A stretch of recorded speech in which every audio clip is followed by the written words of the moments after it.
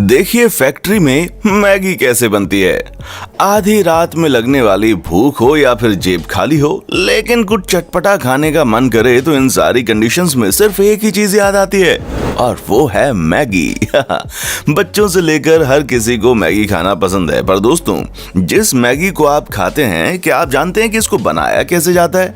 और सिर्फ मैगी ही क्यों, इस मैगी को आप जिस चम्मच से खाते हैं, क्या आपको मालूम है वो कांटे वाले चम्मच किस तरह से बनकर तैयार होते हैं? और हाँ, क्या आपको मालूम है कि जिन पोटैटो चिप्स को आप खाते हैं वो असल में आलू को काटकर बनते ही नहीं है, बल्कि उन्हें बनाने का कोई और ही प्रोसेस होता है? अगर नहीं जानते तो जनाब इस वीडियो के लास्ट तक हमारे साथ बने रहिएगा, क्योंकि आज के इस वीडियो में हम आपको बहुत कुछ ऐसा बताने वाले हैं जिससे कि आप हैरान हो जाएंगे। पर हाँ, वीडियो शुरू करने से पहले अगर आपने हमारे चैनल को अभी तक सब्सक्राइब नहीं किया है तो प्लीज इसको अभी के अभी सब्सक्राइब कर दें, जिससे कि इसी तरह की इंटरेस्टिंग वीडियोस हम आपके लिए बनाते रहें।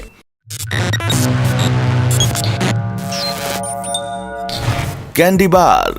सबसे पहले बात करते हैं कैंडी बार की। दोस्तों आप लोगों ने डेयरी मिल्क चॉकलेट तो जरूर खाया होगा, अगर नहीं भी खाया तो इसके ऐड आपने टीवी पर जरूर देखे होंगे। पर आज हम आपको इसके बनने का पूरा प्रोसेस बता रहे हैं, जहां इसे बनाने के लिए sugar, coconut oil, cotton syrup और मोलासिस का इस्तेमाल होता है। जहां इन सारी चीजों को मिक्स करके 8 मिनट से लेकर 10 मिनट के लिए गर्म किया जाता है और फिर बाद में इस पूरे मिक्सचर को एक बड़े से बर्तन में डाल दिया जाता है।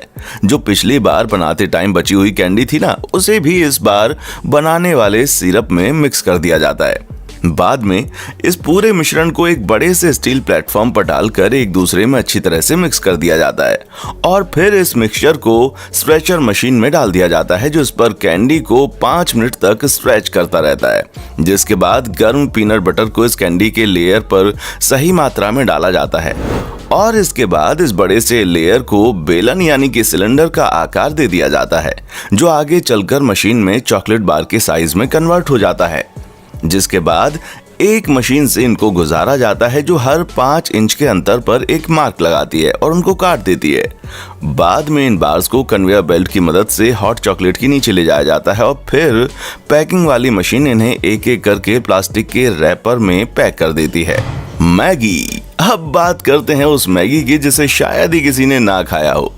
हाँ, कंपनी वाले इसे 2 मिनट में बनाने का दावा तो करते हैं, पर आप और हम जानते हैं कि क्या आपने कभी 2 मिनट में मैगी बनाई है? आपका जवाब आप हमें कमेंट करके जरूर बताइएगा। हाँ, खैर ये तो हुई मैगी को पकाने की बात, लेकिन क्या आपको मालूम है कि नूडल्स को फैक्ट्रीज से लेकर आपके किचन तक पहुंचने में किन किन रास्तों से गुजरना होता है?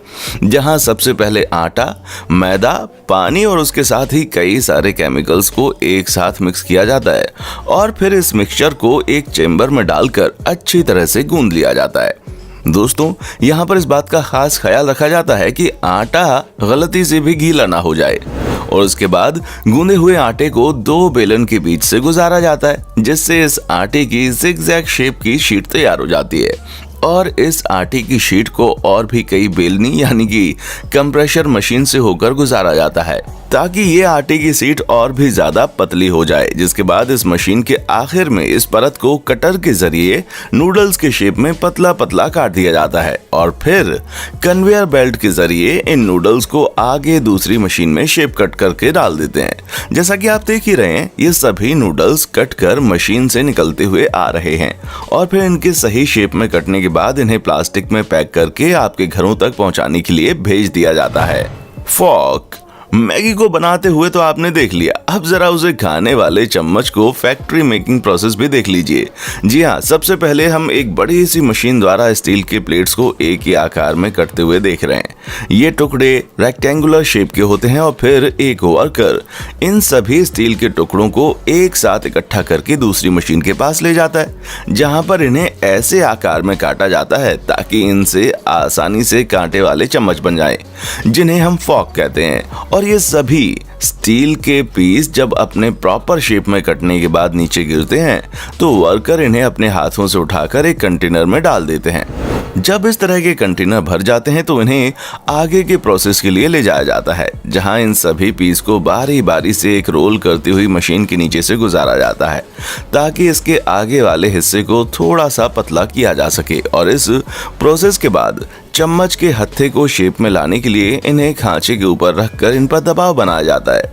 और जब ये सारा प्रोसेस हो जाता है तो वर्कर्स इनके आगे वाले हिस्से को प्रॉपर शेप देने के लिए मशीन के अंदर रखकर काट देते हैं, जिसकी वजह से ना सिर्फ इसे प्रॉपर शेप मिलता है बल्कि इसके आगे वाला हिस्सा चम्मच की तरह बैंड भी हो जाता है। अब ये नॉर्मल चम्मच तो बनकर तैयार हो गया, इसे कांटेदार बनाने के लिए दोबारा से इसे मशीन में वापस डाला जाता है और दबाव के साथ इसके बीच में कट लगाए जाते हैं, जिसके बाद आपके सामने ये कांटेदार चम्मच बनकर तैयार हो जाता है। Potato chips. दोस्तों, क्या आपने कभी सोचा है कि ये सभी पोटैटो चिप्स एक ही आकार के कैसे होते हैं? क्योंकि जब हम बनाते हैं तब तो ऐसा कुछ भी नहीं होता। तो दोस्तों, आज आपके सामने इन बड़ी बड़ी पोटैटो चिप्स कंपनीज का पर्दाफाश कर देते हैं। असल में दोस्तों, ये आलू का इस्तेमाल न करके पोटैटो स्टार्च का इस्तेमाल करते हैं, जहां ये पोटैटो स्टार्च आलू को उबालकर और फिर उसे पीस कर बनाया जाता है और फिर परफेक्ट चिप्स को बनाने के लिए ये लोग इसमें पानी मिक्स कर देते हैं, जहां कन्वेयर बेल्ट के जरिए इसे दूसरे प्लेटफॉर्म पर ले जाया जाता है। बाद में 4 टन जितनी ताकत से इस मिश्रण को एक शीट में तब्दील कर दिया जाता है और फिर बाद में रोलर पर लगे कटर इन शीट को चिप्स के साइज में काट देते हैं, जिसके बाद दूसरा हैंडल शीट के बचे हुए हिस्से को साइड से निकालता जाता है और जो निकला हुआ हिस्सा है वो वापस से शीट बनने के लिए तैयार हो जाता है। अब जो कटे हुए चिप्स होते हैं ना, उन्हें फ्रायर में डाल दिया जाता है। फ्रायर में डालने से पहले चिप्स को एक कॉनकेव के शेप वाले सांचे में डाला जाता है, जो कि उसे कर्व शेप देता है, जिसे देखकर हमें और आपको लगता है कि वाह भाई वाह, कितने शानदार चिप्स हैं। बाद में इन्हें एक कन्वेयर बेल्ट से दूसरे कन्वेयर बेल्ट में डाला जाता है। उसके बाद इसका सबसे जरूरी हिस्सा, जिसके कारण चिप्स का स्वाद इतना बेहतरीन आता है। असल में दोस्तों, कन्वेयर बेल्ट पर चलते ही कंपनी इस पर अपना सीक्रेट मसाला डाल देती है, जिसके बाद मशीन खुद ही इन्हें सही क्वांटिटी में पैक कर देती है, जहां हर पैकेट में नाइट्रोजन गैस भरी होती है ताकि चिप्स हमेशा के लिए क्रंची रहे। और ये सारी चीज होने के बाद इस पैकेट वाले चिप्स को बेचने के लिए मार्केट में भेज दिया जाता है। Hot dog. नहीं नहीं नहीं नहीं नहीं नहीं, ये कोई असली का डॉग नहीं है, बल्कि ये नॉर्मल बर्गर की तरह ही होता है, बस इसकी फिलिंग और शेप अलग होता है, जो कि भारत में बहुत कम लेकिन अमेरिका में बहुत ज्यादा खाया जाता है। तो चलिए देखते हैं कि इसको कैसे बनाते हैं। दोस्तों, सबसे पहले कच्चे मांस को एक ग्राइंडर में डाला जाता है, जो उसे एक सांचे में बाहर की तरफ पुश करता है। बाद में इसमें नमक, ग्राउंड नट और आटे जैसी चीजें मिलाई जाती हैं। उसके बाद इसमें पानी मिलाया जाता है ताकि ये कड़क ना हो जाए, और ठीक उसी टाइम कॉर्न सिरप को भी मिला दिया जाता है ताकि ये एक डाइल्यूट पेस्ट में तैयार हो जाए। और फिर बाद में इसे मशीन से गुजारा जाता है, जो उस पेस्ट को प्लास्टिक के थैलों में पैक करके हर 5 इंच पर मोड़कर भेज देती है। दोस्तों, ये पूरा प्रोसेस इतना फास्ट होता है ना कि ये मशीन एक साथ हजारों हॉट डॉग बनाकर तैयार कर देती है। बाद में इन बड़े बड़े हॉट डॉग की लेयर को बड़ी सी मशीन में डाला जाता है ताकि इन्हें गर्म पानी से धोया जा सके। धुलने के बाद इन्हें ओवन में पकाया जाता है, जिसके बाद इस प्लास्टिक कवर को निकाल दिया जाता है और फिर इन्हें अच्छी तरह से पैक करके आगे भेज दिया जाता है। तो दोस्तों, आज के लिए बस इतना ही। उम्मीद है आपको हमारी ये वीडियो बहुत पसंद आई होगी। अगर हाँ, तो इसी तरह की शानदार वीडियोस को लगातार देखते रहने के लिए हमारे चैनल फैक्ट मंत्रा को अभी के अभी सब्सक्राइब करें। देखने के लिए शुक्रिया। दोस्तों, आपको स्क्रीन पर 2 और वीडियोस दिखाई दे रही हैं, जिसे देखने के लिए स्क्रीन पर क्लिक करें।